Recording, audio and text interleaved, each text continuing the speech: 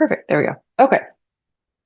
So let's jump right in. Again, we got some questions on Instagram and I wanted to cover these ones first because they were pretty relevant and timely. So I didn't want to wait a whole month to get to some of these. So the first question that came in from Instagram was really just kind of a general, hey, talk to me about ads showing up in AI. So we're specifically looking at OpenAI and ChatGPT.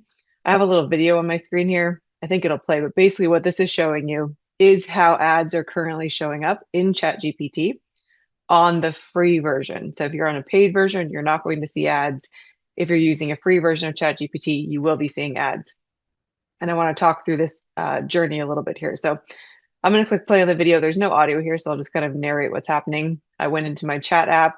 I said, I have 4 kids, 2 dogs, make a rug recommendation for me. You can see me scrolling past all of the kind of AI, the suggested rug review or rug places where I could go purchase a new rug.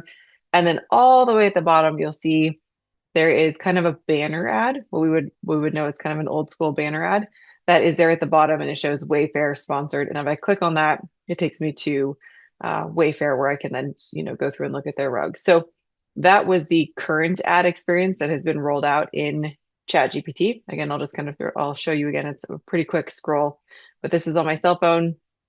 Again, it gives me recommendations based on different usages and then tells me there's the ad at the bottom. It's pretty obvious right now in ads or in ChatGPT ads, it's pretty obvious that this is a sponsored result, right? You see the sponsored right there. You see the company logo. So it's pretty obvious that these are sponsored. And right now, ChatGPT is, I think it's the only one that is currently allowing ads. I know that Gemini, which is Google's AI model, at first they were saying, absolutely not, we're not going to do ads. And now, as of 10 days ago, they're saying, we're open to it. We're open to having ads on our platform.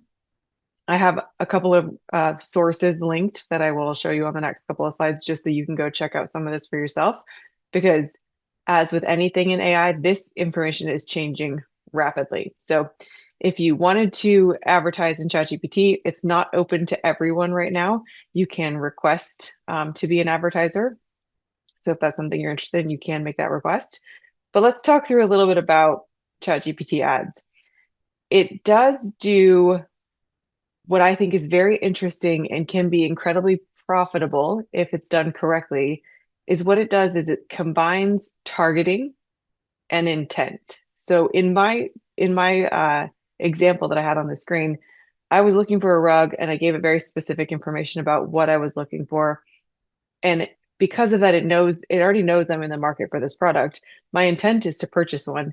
And so you can get really targeted information. You can get really high, where they're at in the buyer's journey. You're going to find someone who's almost immediately ready to buy if that's what they're using ChatGPT for. Now, there is plenty of different uses for ChatGPT for any of the AI models.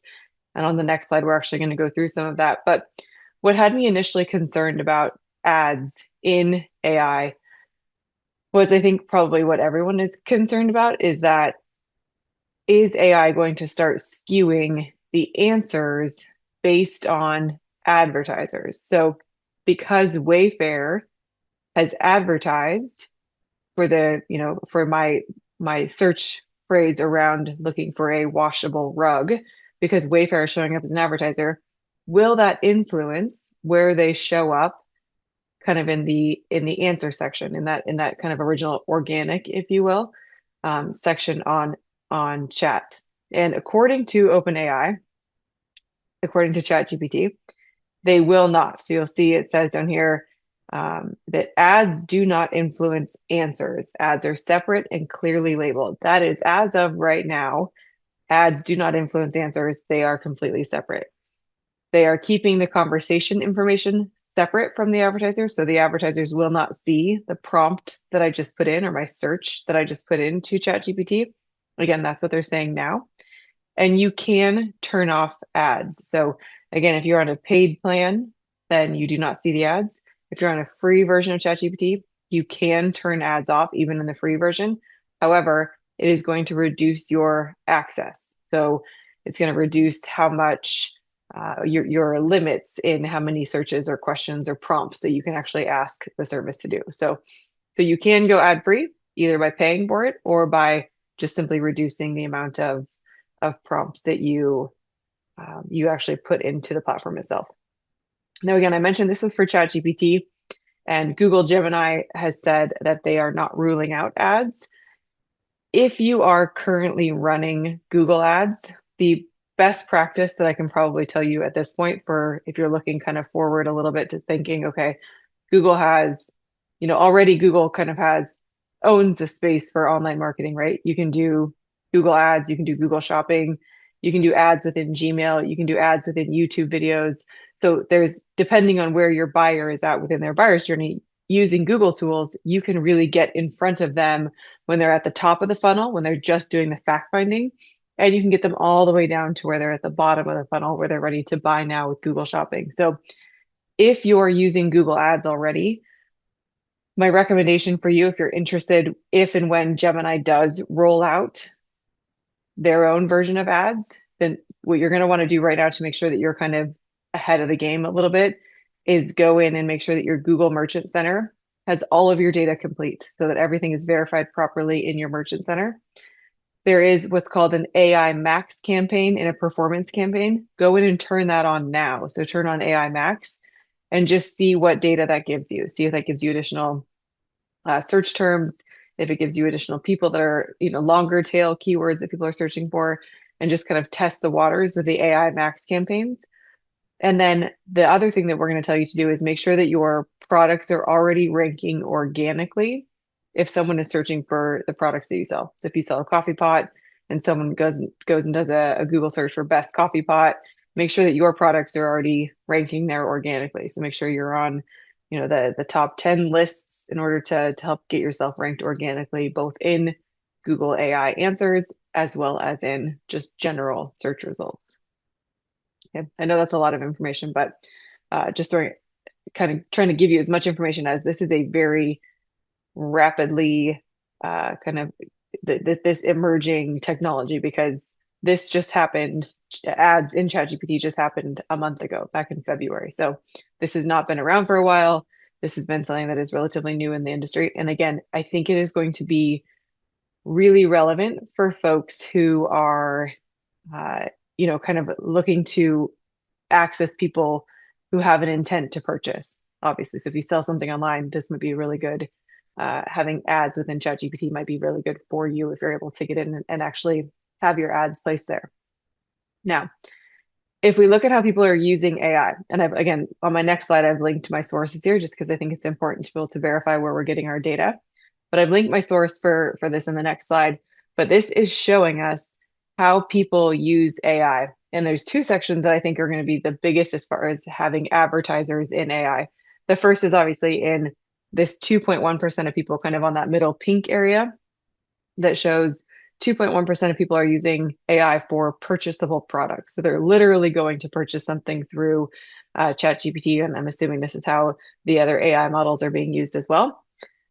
But the bigger two, I should say, is one is the how-to advice. So that 8.5% of people that are using this for the how-to advice. What this allows you to do is if you have someone who's searching for, how do I fix a hole in my drywall, for example, it's going to give you, if you do the search in ChatGPT, you'll get all kinds of instructions on that. But then you'll also get, oh, by the way, here's the spackle, here's the trowel that you need to use, here's the patch kit that you can all purchase within AI. One thing I don't think I mentioned from the previous slide was that using ChatGPT ads or using any of the ads that are going to be within the AI models is it does allow you to check out within AI. So people aren't even really having to go to your website. They're cutting out some of the, I can't even say it cuts out the middleman because it truly adds in a middleman. But what it does is it allows that checkout process to happen all on AI using an AI agent. So it's agentic commerce that allows the agents to check out within the AI itself. So what you're going to see is people are going to be searching for that how-to advice, or even in that pink section again, the 18.3% there that are looking for specific product information that's going to allow you to put product placement directly in those chats. And that is going to be a huge area that if your product can show up there when they're trying to solve the problem and they have some intent to buy, that's what's going to make this model so interesting for marketers, for advertisers, for business owners. So if you can get your product to show up when they're looking for advice on what you do, it's just going to be an even bigger win for you. So that is, I hope that answered the question. This is such an industry or a marketing platform that is it's in its infancy right now, but it's changing so rapidly that this information that I'm giving you could be incredibly irrelevant in 2 weeks, just based on the speed at which things are unfolding. So this is as of right now. And again, specifically looking at OpenAI and ChatGPT. Here are the sources. So I'll make the PowerPoint available on our website when we do the archive of this. So all of this will be available, but this just gives you the information on the top one is where Gemini and Google is basically saying they're leaving the door open to ads. This is the OpenAI information on kind of their what they allow in ads and what they're using them for and where they're going to be placed. And then the graphic that shows what people are actually searching for on ChatGPT. That's where you can find that. The question from a registrant was, I noticed my competitor is bidding on my company name in Google Ads. Is this legal? How can I stop it? In fact, this person went so far as to provide us with some proof that they have actually engaged an attorney to try and get the attorney to stop the company from using their name in Google Ads. Unfortunately, it is legal, or fortunately, it is legal. The short answer is you cannot really stop it. You can't fully stop it, but you can make it so that someone bidding on your name is much less effective for them, and you can protect your brand's traffic. So under the Google ad policy, competitors can bid on your brand name as a keyword. It's treated somewhat like, someone's looking for Nike shoes and Adidas shoes pop up. It's just part of marketing, right? You're conquesting, you're trying to make sure that your product can be visible as well. What they can't do is they can't use your trademark in their ad copy.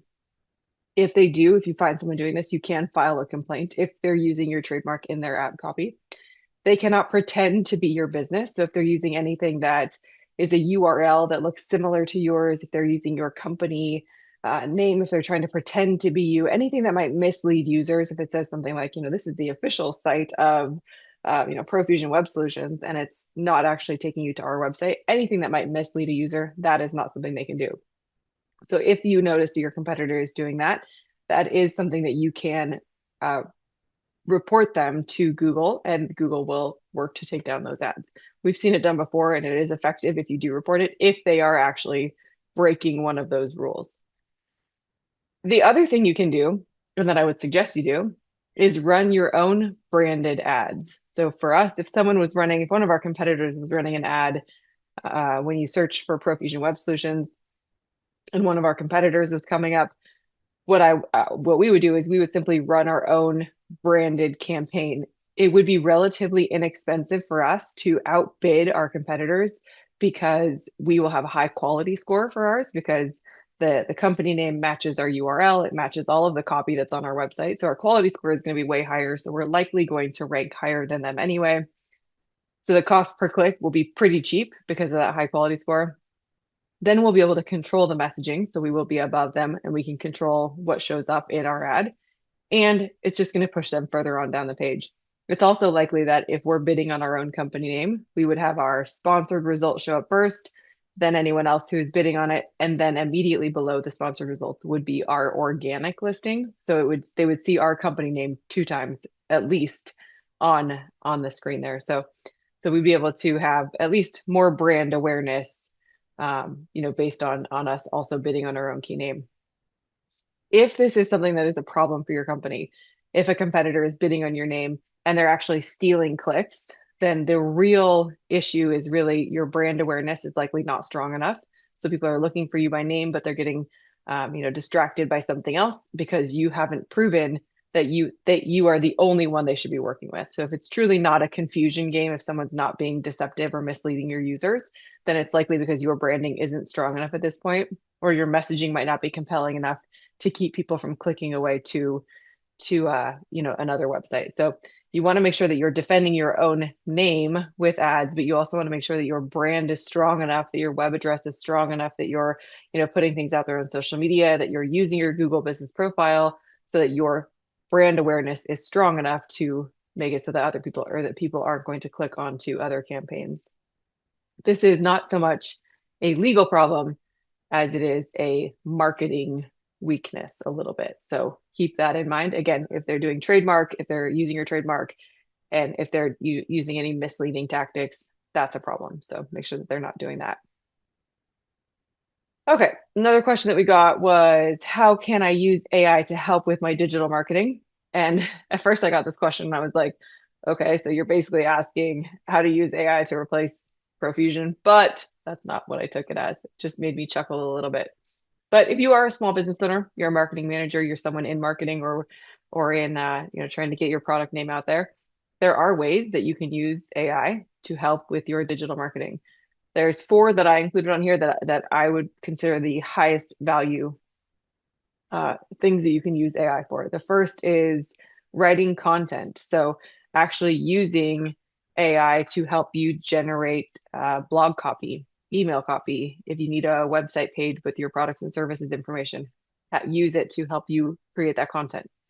I will always encourage you to put your own stamp of personality in that copy. So if it generates some copy, take the copy, use your kind of critical eye to go through and add in things that you would say, add in examples that you would actually put in there, and actually use the copy and modify it to make it more from your voice, from who you are and who your company is.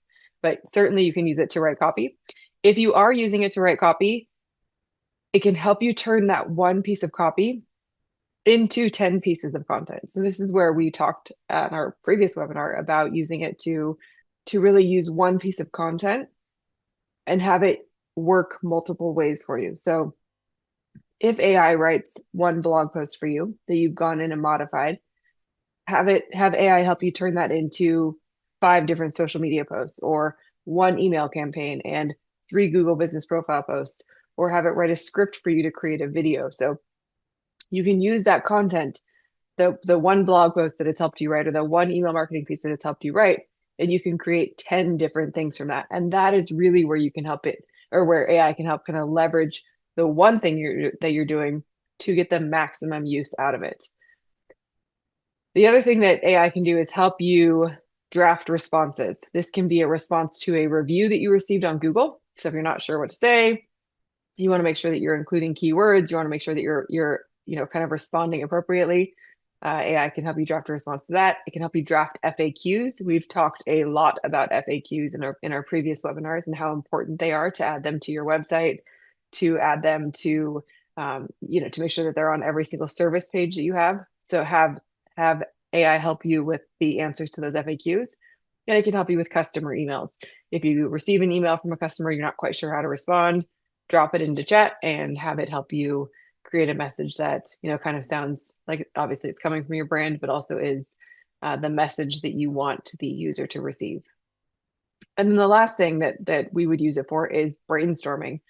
This is probably one of the more underrated tools or ways that you can use it, because if you're stuck on something like, I don't know what to post about on social media, or I don't know what email to send, I don't know what offer to run right now, chat or any of the AI models can help give you campaign ideas. It can help you with headlines, especially if you're doing like a Google Ads campaign where your headline needs to be, specific to 70 characters, for example.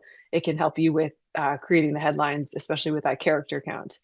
And then also challenge it to help you think of any angles that you might not have thought of. So, if you're looking at it from one point of view, which we tend to do as business owners, we have kind of our blinders on a little bit. We can use AI to challenge us to think about it from a different point of view, or to think about it from, here's who my customer is, think about it from this point of view. So have it challenge you on angles that you wouldn't have thought of without helping it, or without using it to help you brainstorm.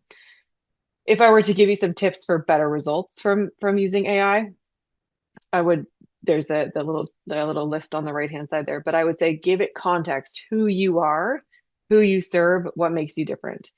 Include resources. So if you have a website, link to your website. If you have social media, link to your social media. It can go through and take a look at all of that and make sure that, it's including that when it gives you content back, it's including some of your voice, includes some of, the previous messaging that it's seen that you have done.